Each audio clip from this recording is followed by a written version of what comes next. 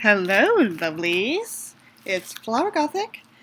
Welcome to today's video. It is about 46 degrees outside, and I'm cozy up in my little apartment with the heater on and wearing a blanket. Get yourself some hot coffee or tea or whatever, because we're going to be reading chapter 12 of Stones to Abbigale. Abby was still asleep when I woke the next morning. It was still early, so I just relaxed and watched her sleep for a while. Which we would show, but that would lead to character development. At some point, to my surprise, Abby said with her eyes still closed, "Why are you staring at me, James?" Pleasantly caught off guard, I said, "Oh my God!" and started to laugh. She replied, "I got you, creeper!" Now laughing with me. I felt so silly, but replied, "I don't regret it. You look so beautiful." She pulled the blankets up to rest just under her eyes, laughing in disbelief. Just then, a knock sounded off on the door, and my mom said, "Hey, you're not going to school today! You're helping me pack!" We both replied saying, "Okay, Mom."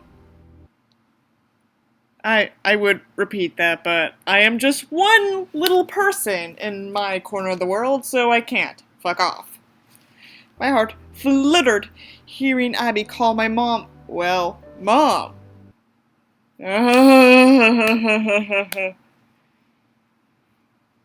looked at Abby in disbelief. She looked back and said, "What? She could be my mom one day." Seeing her say that made my eyes feel like they were about to water. I was so happy to see how serious she was about us being together.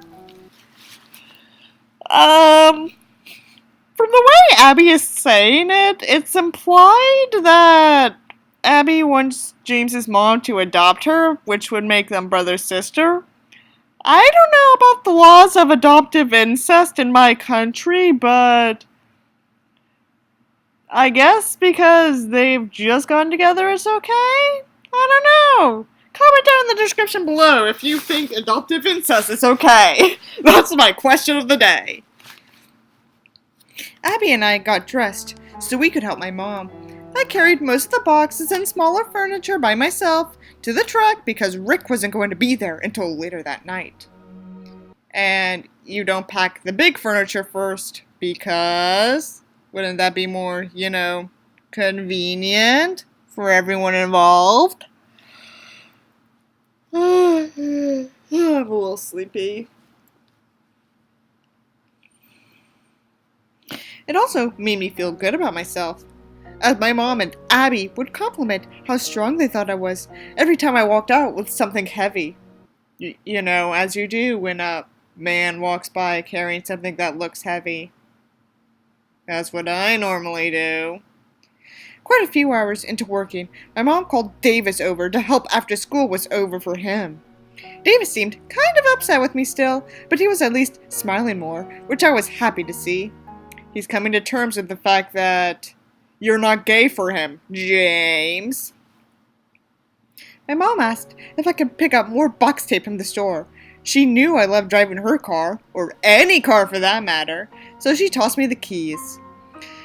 Abby was going to go, but my mom asked her to stay behind and help pack up her room.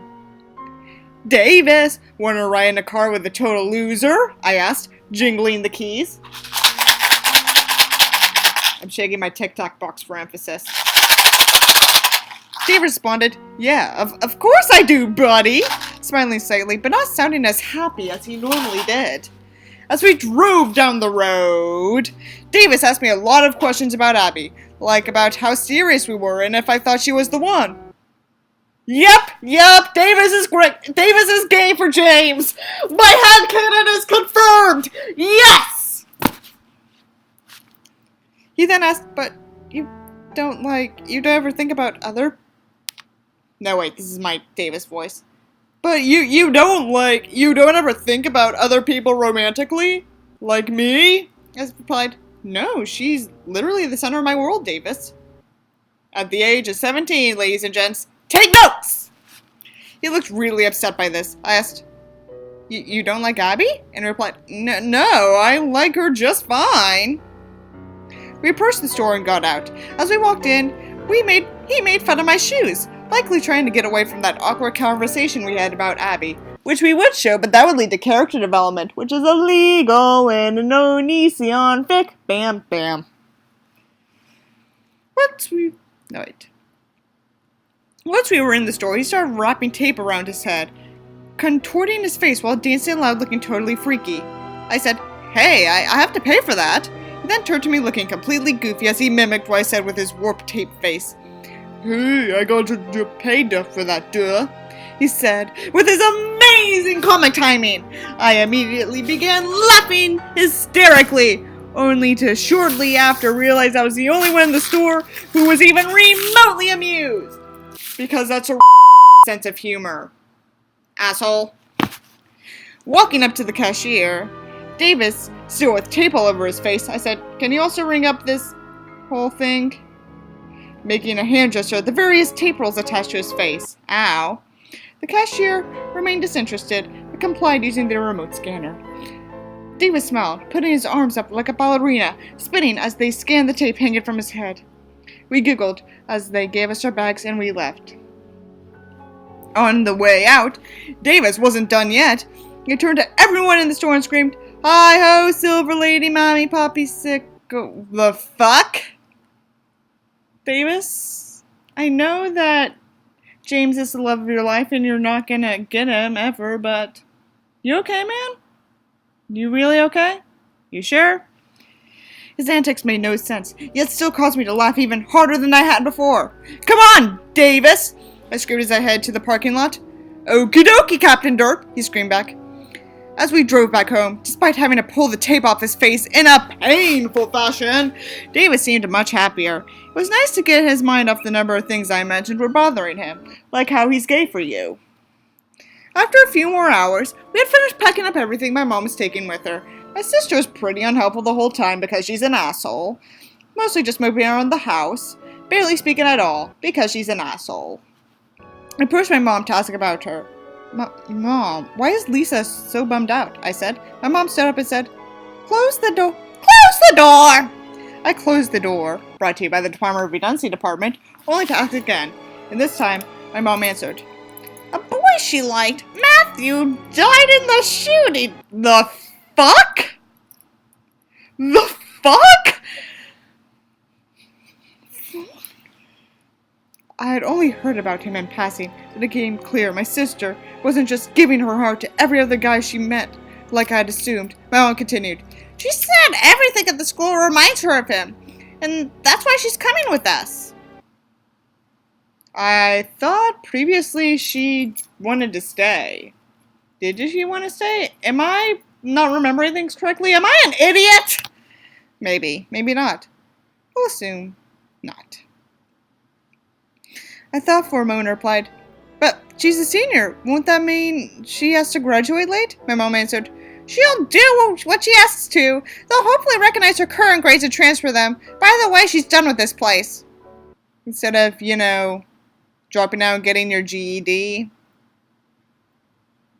That sounds like a slightly better thing to do right now.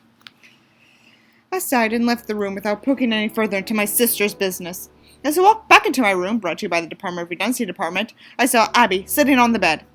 Abby, want to drop off Davis with me? She smiled and said, Yep! I called out for Davis, and we all got into my mom's car. Once again, Davis didn't seem too comfortable with Abby, considering how gay he is. Having to take the back seat, I'm sure, didn't help either, but he still tried to make polite conversation. We dropped him off and waited to see him make it all the way inside. Before he closed the door, he screamed, You look like a couple of stalkers! God! We laughed and he grinned really big, only to slam the door. As we drove back home, Abby asked if we could stop by a nearby park. I replied, noting that it was getting late. But she said she had something she wanted to experience with me. Pulling up to the park, she pointed out a specific spot, and I slowed to stop as I could get to where she wanted. Abby got out and rested on the warm hood of my mom's car. I said, How about that? I didn't take it for the stargazing type. She smiled and replied, It's not just stars. This is everything. You could look at every part of the earth and you still wouldn't see as much as you would if you just looked up at the night sky. Looking at the universe has always helped me escape this tiny little life of mine. How deep. I smiled, once again confronted by almost everything her mind had to share with me. I slid on the hood next to her and looked up at the stars as well. What if the stars were like birds and they took craps on us? Then in places like Houston, where I live, we would be shit-free. Because we don't see stars. The light pollution hides them. I said as she interrupted with a sarcastic laugh. Stop, just stop, you're stupid. I laughed and out of nowhere asked the question that at least surprised us both. Do you think we'll have kids that day? She tilted her head and responded jokingly. Wow, too fast! I just wanted to look at the entire universe with you, that's all. I laughed again and teased her by saying, You're right, no kids. She sat up. No, I want kids! I smiled, having gotten exactly the response I wanted. And then said with a huge grin, Gotcha. She became more serious and asked, You do? Keep in mind that these children are like 17.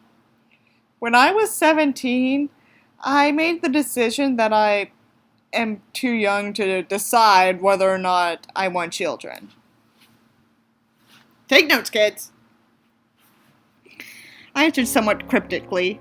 Every significant moment of my life, I want to share with you. She smiled and leaned in to kiss me. She then spoke under her cherry-smelling breath. Every significant moment to come in my life will be significant. Brought to you by the Department of Redundancy Department because of you, James. I was overwhelmed with emotion. Since Abby and I began dating, I felt more purpose, more value in my life than I had ever known. Abby and I looked at the stars a little longer and headed home to spend yet another night in each other's arms. Wow, that was a pretty short chapter. Anyway, hope you liked the video. Be back next week with chapter 13. Bye-bye.